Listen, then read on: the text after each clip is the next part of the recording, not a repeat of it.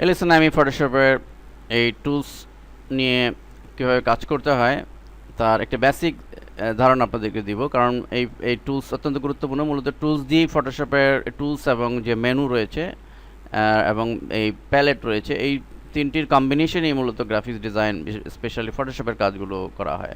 তবে এই টুলসের রয়েছে আসলে বহুমুখী ব্যবহার।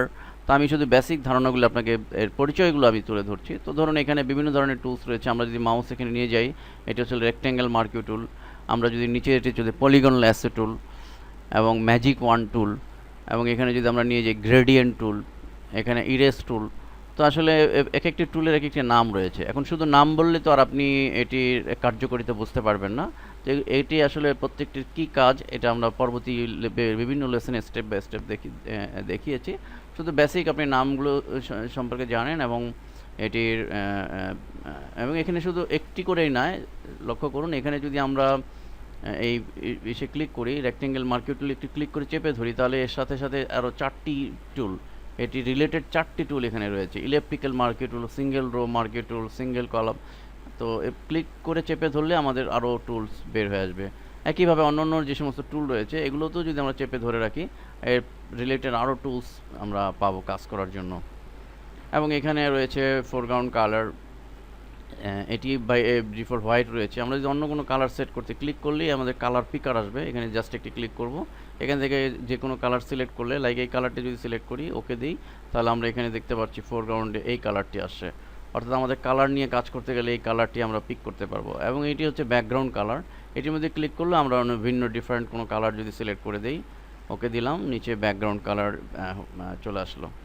এবং এখানে এডিট কুইক মাস্ক টুল, এটি আমাদের অ্যাডভান্স কাজ করতে গেলে এই টুলটি প্রয়োজন হবে।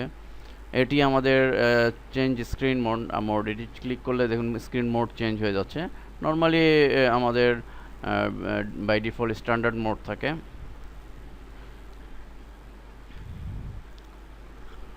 তো আরেকটি গুরুত্বপূর্ণ বিষয় হচ্ছে যে এই প্রত্যেকটি টুলেরই অপশন বার আছে, যেগুলো আমাদের কাজ করতে গেলে প্র্যাকটিক্যালি আমাদের প্রয়োজন হবে। লাইক আমরা যদি ধরুন এখানে এই টুলটাতে ক্লিক করি, দেখুন এর অপশন বারে এই উপরের দিকে এইটি হচ্ছে অপশন বার।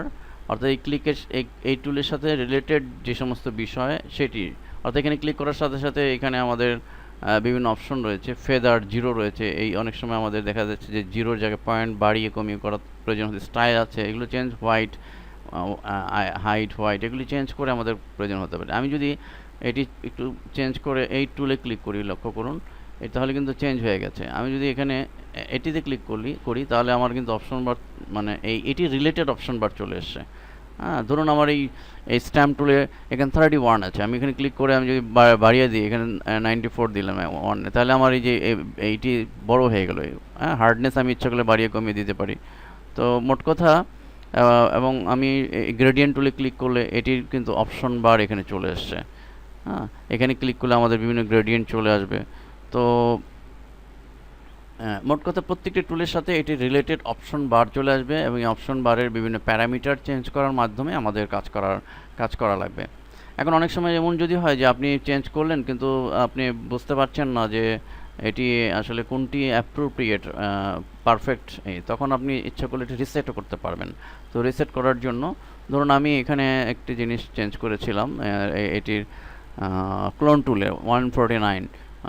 তো এটি আপনি নর্মাল কী ছিল সেটি যদি আপনি করতে চাই, তাহলে এই যে পয়েন্টার রয়েছে এখানে ক্লিক করব, এই পয়েন্টারে ক্লিক করব, এখানে ক্লিক করে রিসেট অল টুলস, এখানে ক্লিক করে ওকে। তাহলে দেখুন ওকে দেওয়ার সাথে সাথে এটি কিন্তু আগের মতো চলে এসে 21 ছিল, 21 চলে এসছে। মোট কথা এই অপশন বারে যদি কোনো চেঞ্জ করে থাকেন আপনি, এবং সেখানে এই চেঞ্জটা আপনি যদি বুঝতে না পারেন যে নর্মাল ডিফল্ট ভ্যালুগুলো কী ছিল সেটি, তাহলে আমরা রিসেট অলে গিয়ে, এখানে রিসেট অলে গিয়ে অলে যদি অল টুলসে ক্লিক করি, তাহলে অটোমেটিকলি আমার ফটোশপ তার নিজস্ব ডিফল্ট যে সেটিংস আছে সেই সেটিংস করে নেবে। তো আশা করি বুঝতে পেরেছেন আপনারা। তো আমরা নেক্সট লেসনে এগুলো নিয়ে বিস্তারিত আলোচনা করব, এবং এই সমস্ত টুলস এবং মেনু এবং প্যালেট, বিভিন্ন